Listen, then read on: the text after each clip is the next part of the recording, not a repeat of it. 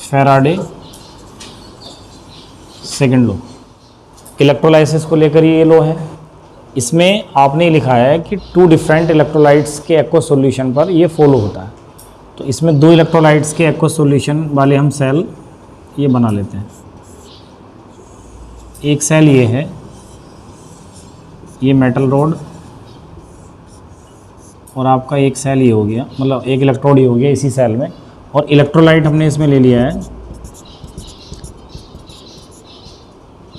चलो इस बार जो है ना कुछ इलेक्ट्रोड बदल लेते हैं, Mg ले लेते हैं, MgSO4। तो ये जो रोड है मैग्नीशियम है, ऐसे इसके साथ कोई और दूसरी इलेक्ट्रोड हमने लिया हुआ है जो सेल बनाया है मैग्नीशियम के साथ। आप ये समझिए, या एक काम कर लेते हैं, हाइड्रोजन इलेक्ट्रोड ले लो या कोई दूसरा अपोजिट इलेक्ट्रोड ले सकते हैं जिसके साथ एनोड बन जाएगा। तो MgSO4 सॉल्यूशन लिया हुआ है, इसको ले लेते हैं Mg के साथ कॉपर Cu, इसके साथ एक दूसरा सेल ले लिया है, ये तो हो गया है एनोड और ये हो गया है कैथोड। इसके साथ एक दूसरा सेल लिया हुआ है,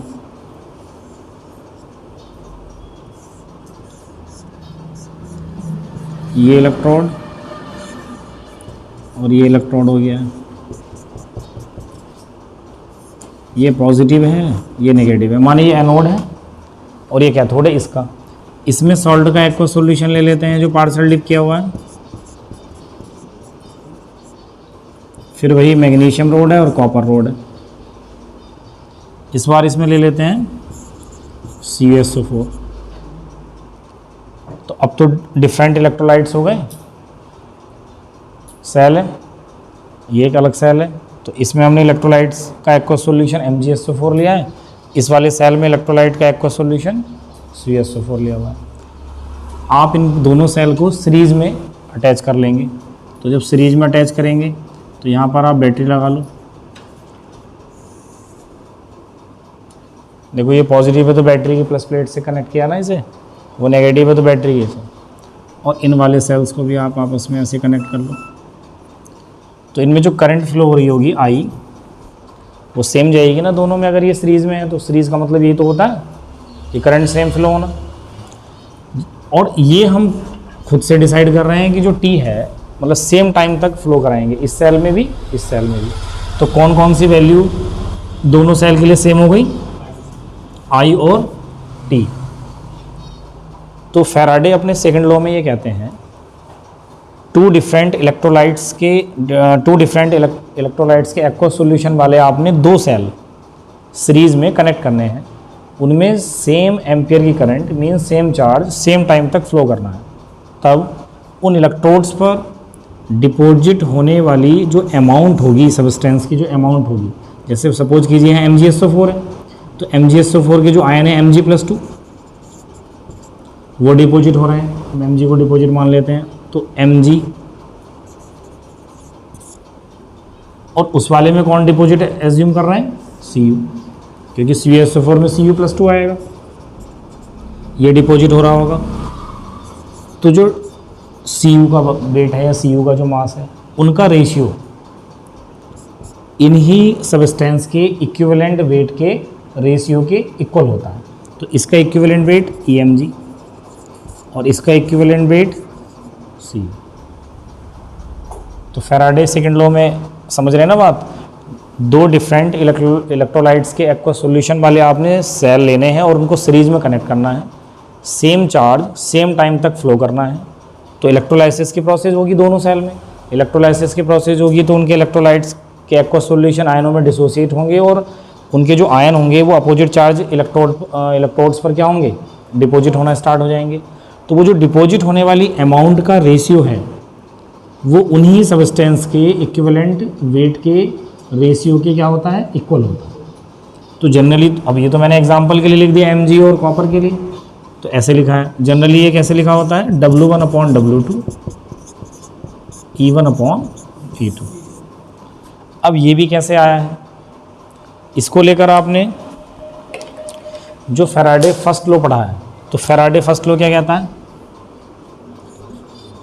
from first law of Faraday. तो फर्स्ट लॉ ऑफ फैराडे क्या है,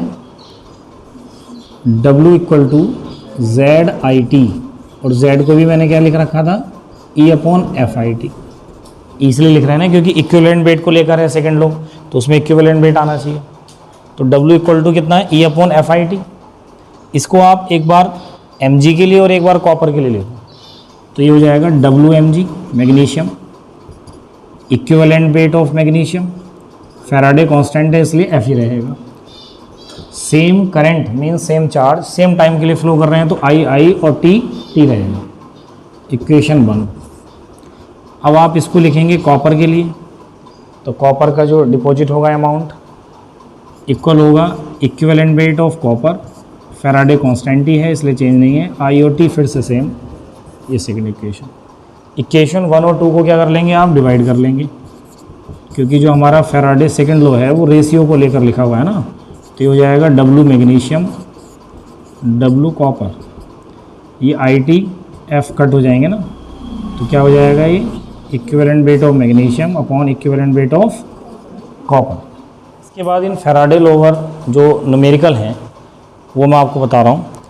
ये न्यूमेरिकल है, a current of 0.2 ampere is passed in aqueous of CuSO4 for 1 hour, calculate the mass of copper deposited at the cathode.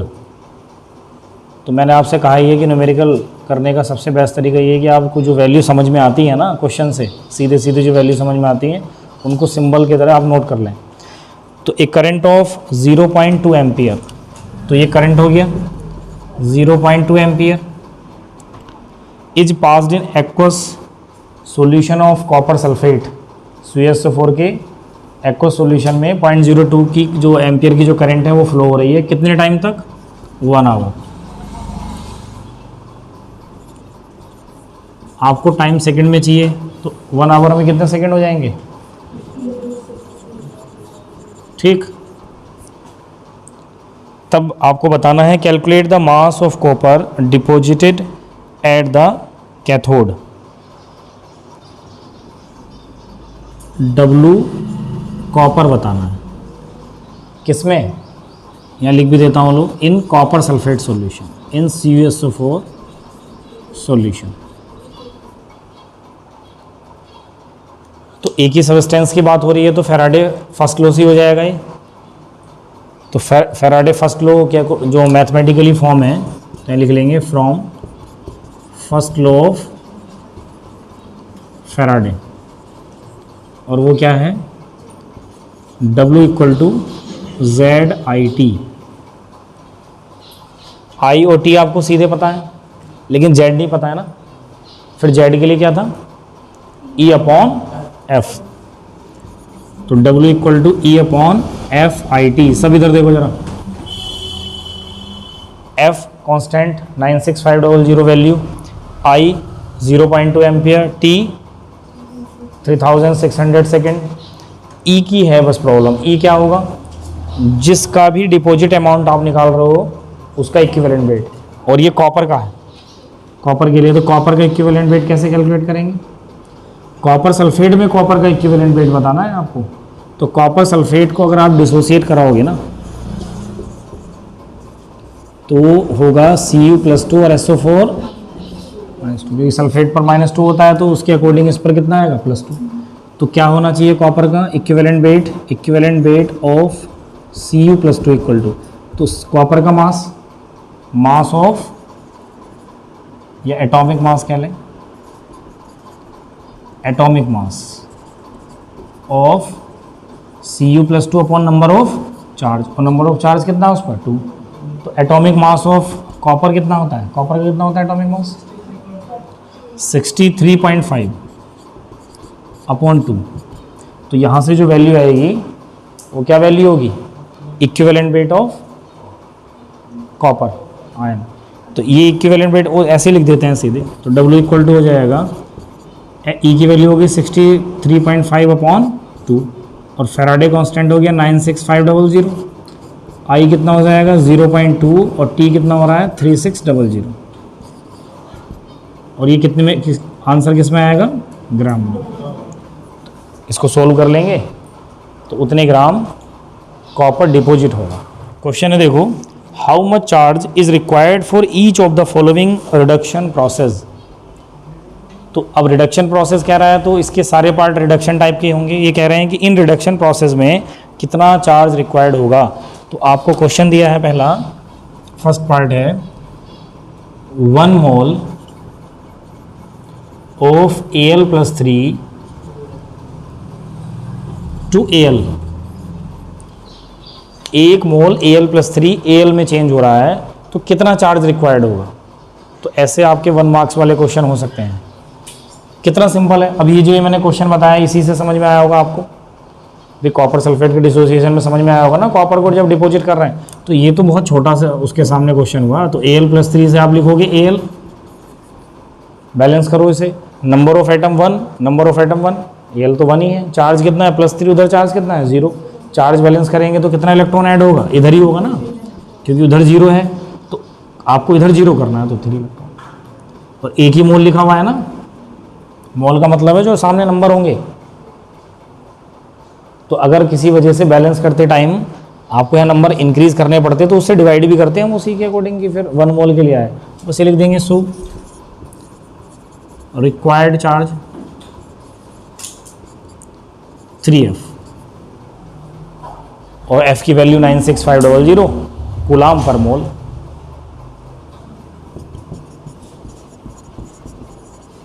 Coulomb पर इसको calculate कर लेंगे, वो charge required of Zn+2 to Zn। तो Zn+2 से आप Zn reaction को लिख रहे हैं तो इसको बैलेंस कर रहे हैं 1 Zn नंबर ऑफ एटम में, चार्ज +2 उधर 0, आपके पास इलेक्ट्रॉन है बैलेंस करने के लिए, तो इधर कितना इलेक्ट्रॉन ऐड कर देंगे 2 electron. So required charge equal to 2F। फिर से वही फैराडे कांस्टेंट की वैल्यू हो जाएगी, कूलाम पर मोल, उतना चार्ज रिक्वायर्ड हो जाएगा। इसी का थर्ड पार्ट है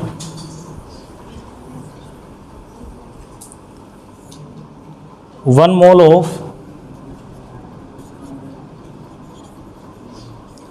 1 mole of MnO4 - 2 Mn+2।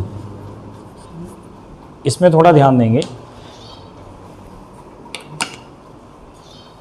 1 mole of MnO4 - 2 Mn+2 लिखते हैं इस रिएक्शन को भी। MnO4- से चेंज हो रहा है Mn+2। अब आपको इसको बैलेंस करना है। तो फर्स्ट ईयर में जो रेडॉक्स रिएक्शन वाला चैप्टर पढ़ा है ना, तो वहाँ पर ही आया होगा, रिडक्शन ऑक्सीडेशन की हेल्प से मतलब रिएक्शन बैलेंस करते थे ना। एक आयन इलेक्ट्रॉन मेथड था, एक ऑक्सीडेशन नंबर मेथड था। तो जब आप बैलेंस करते होंगे तो आपने देखा होगा कि कुछ एक्स्ट्रा आइटम यहाँ होते थे, तो हम वो एक्स्ट्रा आइटम को बैलेंस करने के लिए क्या एलिमेंट या कंपाउंड लिखते थे, वो यहाँ से देखो ज़रा। इधर कितना है मैंने, एक मैग्नीज, उधर भी एक मैग्नीज नंबर ऑफ एटम में, इधर ऑक्सीजन है और वहाँ तो ऑक्सीजन है ही नहीं। तो ऑक्सीजन नहीं है तो फिर वहाँ हम बैलेंस क्या करते थे कि ऑक्सीजन किस फॉर्म में होता था, वाटर फॉर्म में, कि H2 हो रहा होगा। अब इधर H2O में H आ गया, इधर H नहीं है, तो बैलेंस करने के लिए यहाँ क्या होता था, H+ आयन फॉर्म में होता था। अब जो नंबर ऑफ एटम तो बैलेंस है या नहीं है, अभी नहीं है ना, नंबर ऑफ एटम बैलेंस नहीं है। अब एक Mn वो कितना है 4, उधर 1 है तो ये हो गया 4। H कितना हो गया 4 × 2 8, और इधर कितना हो रहा है 1, तो इसलिए अब इधर भी 8 हो जाएंगे। तो अब नंबर ऑफ एटम बैलेंस है। चार्ज बैलेंस करने के लिए कितना चार्ज है, 1 - है, इससे मल्टीप्लाई मत कर लेना, जो सामने नंबर होगा उसी से तो मल्टीप्लाई करोगे। अगर ये नहीं होता, ऐसे होता, फिर O4 तब भी ऐसे मल्टीप्लाई नहीं करते ना, वो तो उसके ऊपर ऐसे लिखा है, ये सामने नंबर होगा तब करेंगे।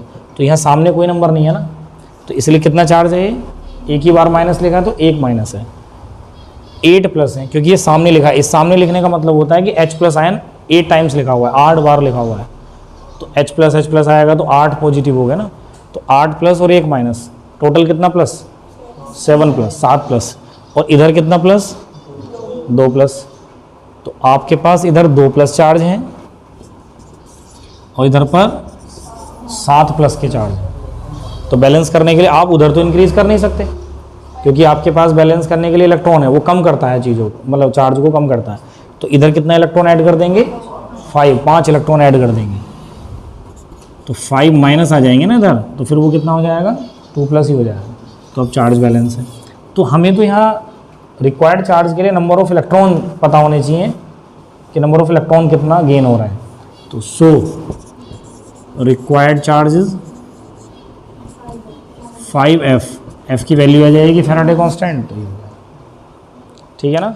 और आप देखो तो ये है how many coulombs are required for the following oxidation process. अभी तक हम रिडक्शन प्रोसेस के कर रहे थे, वो ऑक्सीडेशन तो क्या हो रहा होगा, इलेक्ट्रॉन बैलेंस करने के लिए वो राइट साइड ऐड हो रहे होंगे, लेकिन वो कुछ थोड़ा सा चेंज कर दे रहे हैं क्वेश्चन में। अब आयंस नहीं दे रहे हैं।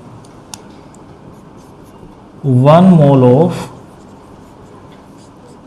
FeO to Fe2O3, 1 mole FeO Fe2O3 में चेंज हो रहा है, तब आपने बताना है कि कितना रिक्वायर्ड चार्ज होगा इसमें। तो सिंपल सी बात तो ये है कि FeO लिखो आप और इधर लिखो Fe2O3। अगर आप इनको डिसोसिएट कराना चाहते हैं डिसोसिएट से करा लो, नहीं तो फिर से वही रिएक्शन वाले चैप्टर में क्या होता था कि ऑक्सीडेशन मेथड भी तो होता था। आप इनकी ऑक्सीडेशन नंबर काउंट कर लो। तो अगर आप ऑक्सीडेशन नंबर काउंट करते हो तो क्या करते थे, जिसका हमें पता होता है उसका लिख लो। O का कितना होता है -2, तो Fe का कितना हो जाना चाहिए, क्योंकि टोटल चार्ज तो FeO पर 0 है। इधर देखो आप O का लिखेंगे -2, तो 3 × 2 -2 माने -6, और Fe के नीचे नंबर 2 है, तो कितना मतलब 2 की कितना से मल्टीप्लाई करेंगे +6 हो जाए, 3 से +3, तो 2 × +3 6 और 3 × -2 -6, तो +6 -6 0, तो टोटल चार्ज 0। तो यहाँ से आपको अब ये देखना है कि Fe का ऑक्सीडेशन नंबर +2 है, उधर Fe का ऑक्सीडेशन नंबर कितना है +3। तो जब ऑक्सीडेशन नंबर इंक्रीज करता है तो उस प्रोसेस को क्या बोलते हैं हम, ऑक्सीडेशन प्रोसेस।